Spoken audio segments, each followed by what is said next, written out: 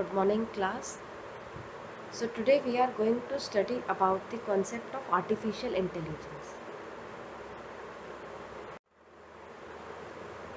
So the learning outcomes of the lecture are: the students will be able to write short description of artificial intelligence history. Second is the students will be able to compare between machine and human. The third is the students will be able to explain the approaches of artificial intelligence and task-based classification of AI.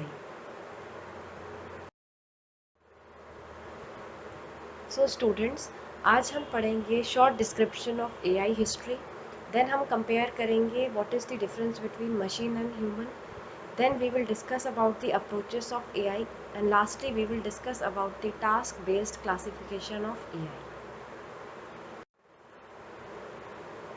सो सबसे पहले हम discuss करेंगे short description of AI history. 1923 में Carol कैपेक ने सबसे पहले robot term का use किया था. देन 1943 में न्यूरल नेटवर्क की फाउंडेशन रखी गई थी एंड 1945 में जो रोबोटिक्स टर्म था वो कंपोज हुआ था इज़ैक एसिमोव के द्वारा.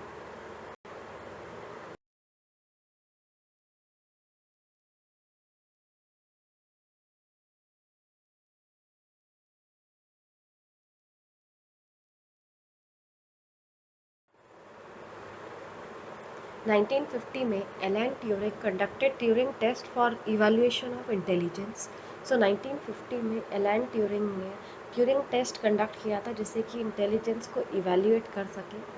1956 में जो जॉन मैकार्थी थे उन्होंने आर्टिफिशियल इंटेलिजेंस जो टर्म था उसे कंपोज किया था. तो आपसे कभी भी पूछा जाएगा कि एआई टर्म किसने दिया था, तो that was John McCarthy in the year 1956.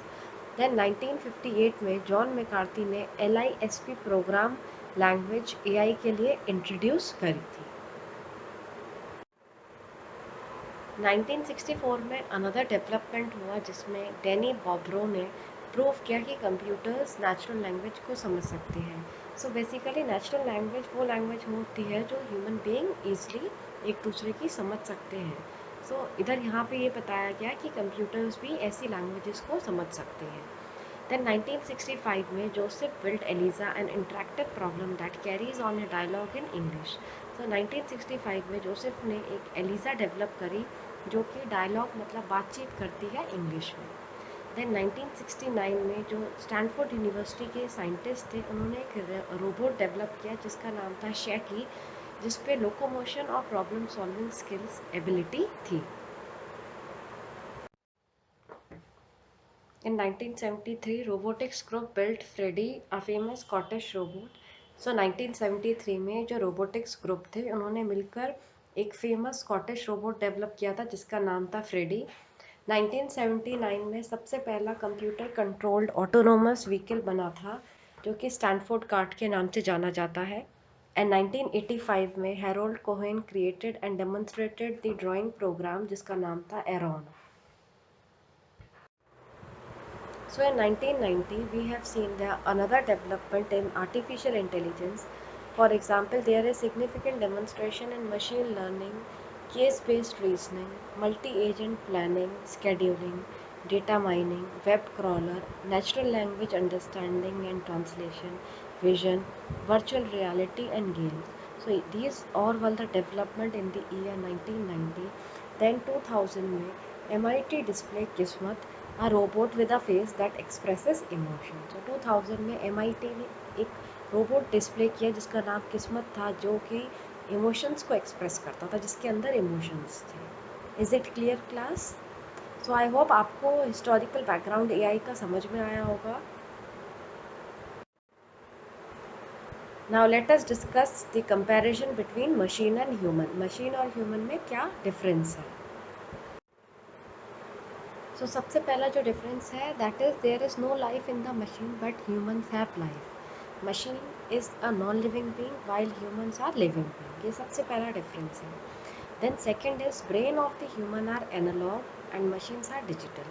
So basically जो ह्यूमन बीइंग के अंदर ब्रेन है दैट इज़ एनालॉग, मतलब सब लोगों के ब्रेन सेम स्ट्रक्चर के होते हैं, उनकी परफॉर्मेंस एबिलिटीज़ डिफरेंट हो सकती है बट सबके पास सेम ब्रेन का स्ट्रक्चर है. But machines are digital. So machines जो होती हैं वो different types of task perform करती है, जिसमें कि प्रॉब्लम सॉल्विंग एबिलिटी हो सकती है, बाइनरी कोडिंग हो सकती है, डिफरेंट डेटाज एंड लेटर पे बेस्ड हो सकती है। That's why machines are digital. Human can express emotions. जो ह्यूमन बीइंग होते हैं वो अपने इमोशंस एक्सप्रेस कर सकते हैं, लेकिन मशीन्स में कोई इमोशंस नहीं हो सकते हैं। वो वही टास्क परफॉर्म करते हैं जो कि एक ह्यूमन बीइंग उसमें फीड करते। सो जो भी हम इनपुट करेंगे किसी भी मशीन में, वैसे ही वो टास्क परफॉर्म करेंगे। जो अनदर डिफरेंस है वो ये है कि human brain stores all the information in the content addressable memory.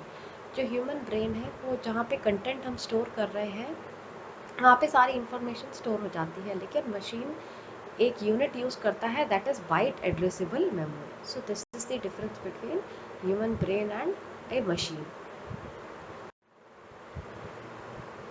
Human can understand the situation and are capable to behave accordingly while machine do not.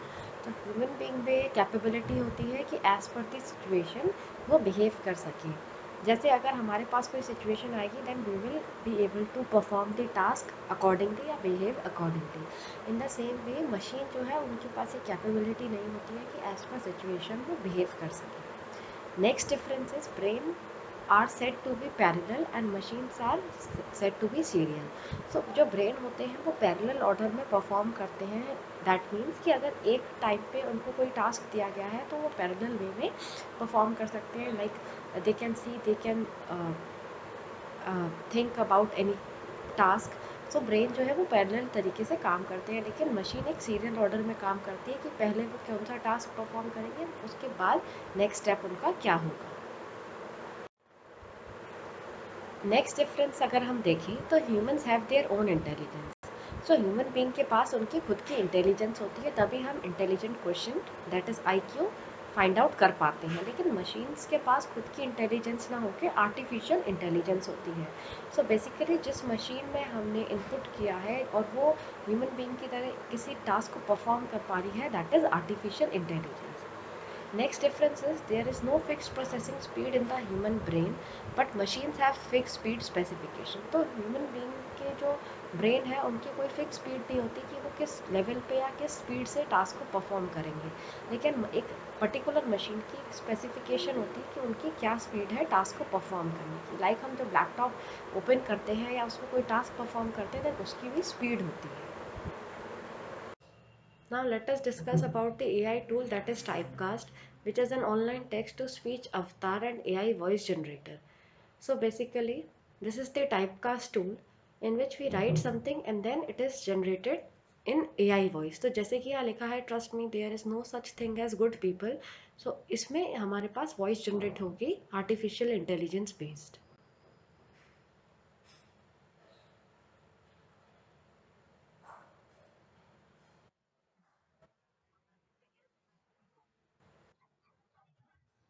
सो हम इसमें से फिर डाउनलोड कर सकते हैं वॉइस एंड देन उसको फर्दर इनपुट कर सकते हैं हम अपनी पीपीटी में।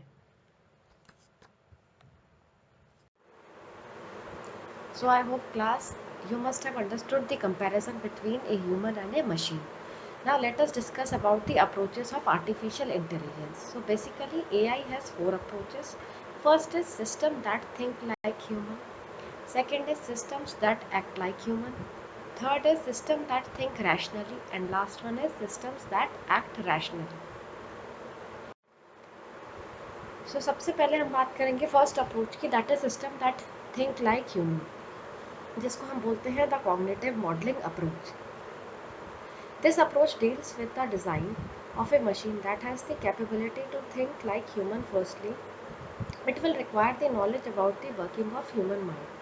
सो इस अप्रोच में सबसे पहले जो बात है वो ये है कि मशीन को पास ऐसी कैपेबिलिटी होनी चाहिए कि वो ह्यूमन बीइंग की तरह सोच सके, तो उसके पास वैसी नॉलेज होनी चाहिए। After understanding the working of human mind, it tries to convert all the theory in the form of a computer program. तो जो मशीन है वो क्या ट्राई करती है कि जो भी नॉलेज है ह्यूमन बीइंग की उसको समझने के बाद उसको कन्वर्ट करे किसी कंप्यूटर प्रोग्रामिंग में। Then we check the program input or output and programming behavior is similar to human mind or not. If it matches then we say the program working is just like human mind. Then हम ये check करेंगे कि जो programme है वो actually behave कर पा रहा है ह्यूमन माइंड की तरह या नहीं। सो बेसिकली इस अप्रोच में यही बताया गया है कि जो ह्यूमन ब्रेन है उसको वो मशीन रीड आउट करेगी कि कैसे उसमें नॉलेज इनपुट होती है और कैसे वर्किंग होती है। एंड देन जब मशीन उस टास्क को परफॉर्म करती है तो उसके पास क्या वो प्रोग्रामिंग है या नहीं है वो हम आइडेंटिफाई करते हैं। Next approach is systems that act like humans. So in 1950, one of the scientists, Alan Turing, conducted the Turing test to check whether that machine can act like human or not. तो second approach है systems जो कि human being की तरह perform करें task को। तो 1950 में जो साइंटिस्ट थे एलन ट्यूरिंग, उन्होंने एक ट्यूरिंग टेस्ट कंडक्ट किया था ये चेक करने के लिए कि जो मशीन है वो क्या टास्क को परफॉर्म कर पाती है ह्यूमन बीइंग की तरह या नहीं। So, in this test, interrogator or tester asked a series of questions to machine and a human, and both of them respond to a test individually. इस टेस्ट जो ट्यूरिंग टेस्ट है इसके अंदर जो इंटेरोगेटर होते हैं वो series of question put up करते हैं एक मशीन के सामने और ह्यूमन बीइंग के सामने उनको इंडिविजुअली टेस्ट करने के लिए। जब उनसे रिस्पॉन्सेस आ जाते हैं both A and B, that is machine and human being से, तो उनसे आइडेंटिफाई किया जाता है कि क्या रिस्पॉन्सेस है मशीन के और ह्यूमन बीइंग के। If the tester identifies correctly it means that machine does not act like human. If it is identified incorrect it means machine act similar to human. तो उस मशीन को ये task perform करना होता है कि उसे आइडेंटिफाई करना होगा कि कौन सा टास्क, कौन सा रिस्पॉन्स जो है वो ह्यूमन बीइंग ने दिया है, कौन सा रिस्पॉन्स मशीन ने दिया है।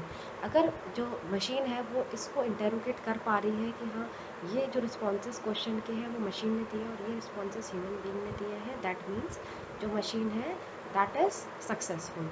लेकिन अगर वो उसे आइडेंटिफाई नहीं कर पा रही है दैट मीन्स वो अनसक्सेसफुल है। The next approach is systems that think rationally, that means the law of thought approach. The Greek philosopher Aristotle was one of the first to attempt the summarization of right thinking. His famous statement provides pattern for argument structure that always give correct conclusions given correct premises. For example, Socrates is a man, all men are mortal, therefore Socrates is mortal.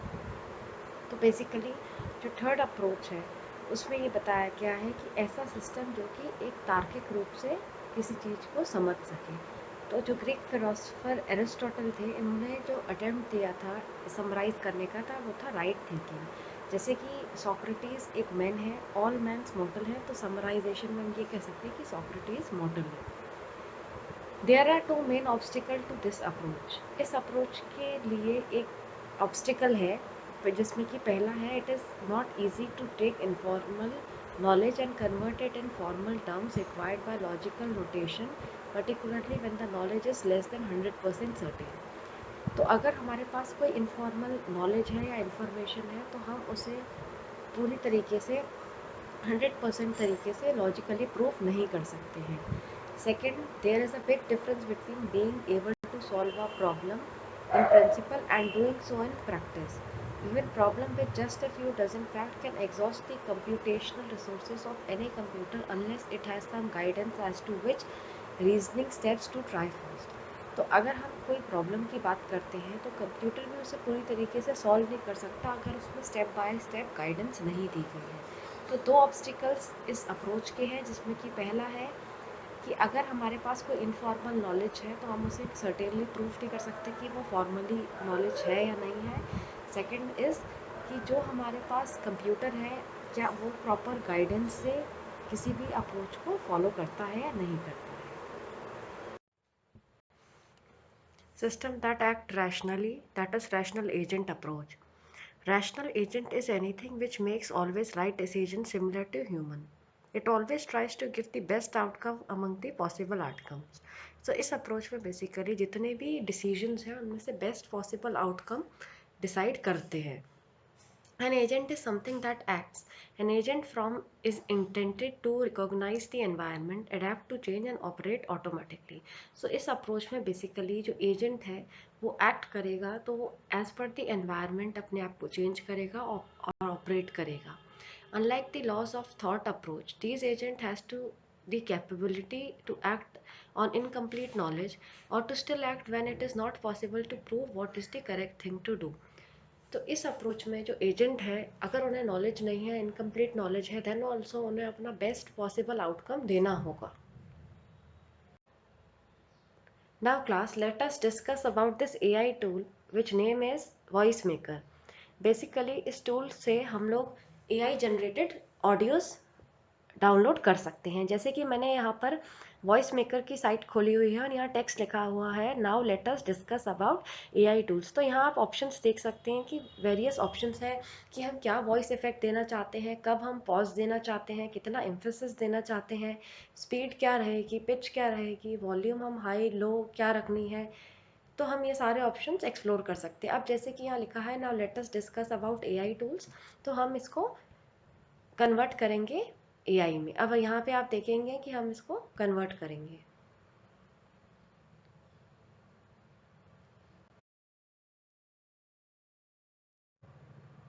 तो आपने देखा कि यहाँ पर इन्होंने AI audio में हमें generate करके दिया जो हमने टेक्स्ट टाइप किया था. अब हम यहाँ से डाउनलोड कर सकते हैं इस फाइल को और फर्दर हम अपनी पीपीटी में भी इसको इनपुट कर सकते हैं. So the next topic is task-based classification of artificial intelligence. So we have three types of task, that is formal task, mundane task and expert task. So let us discuss each task. So the first task is formal task. Formal tasks are the one where there is an application of formal logic, some learning, etc. Verification, theorem proving, etc. are the common characteristics. So formal task basically जो include करता है that is कि हम formal logic को apply करते हैं, कोई theorem को अप्लाई करते हैं. जैसे कि गेम्स हम प्ले करते हैं, जैसे कि chess, checkers, go etcetera are classified under this category. The next type is mundane task. Mundane tasks are one which are performed by human to meet their daily needs or which are performed on regular basis. Mundane task उस type के task होते हैं जिसमें कि human being उसे perform करता है, जो कि डेली हम यूजुअली काम को करते हैं. This include perception, both vision and speech, natural language understanding, generation and translation, common sense reasoning और रोबोट कंट्रोल. तो ये सारे जो टास्क हैं वो एक ह्यूमन बीइंग डेली परफॉर्म करता है. जैसे किसी के बारे में सोचना, दैट इज़ परसेप्शन. देन हम कुछ सोचते हैं, कुछ बोलते हैं. या नेचुरल लैंग्वेज अंडरस्टैंडिंग, जैसे हमसे कोई कुछ कह रहा है तो हम उसे समझ पा रहे हैं. तो ये सारे टास्क मुंडेन टास्क में आते हैं. So to make it simple, consider some of these example, that is recognising objects, understanding written और spoken words. The next task is expert task. Expert tasks are specialized tasks which requires an expertise of particular domain to perform a task.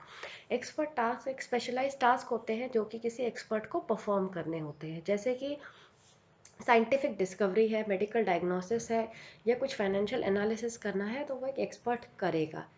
So expert skill indeed require knowledge that many of us don't have, but they often require much less knowledge than do the mundane skill. तो mundane task के comparatively expert task के regarding एक ज़्यादा knowledge होनी चाहिए, तभी हम ये task perform कर सकते हैं.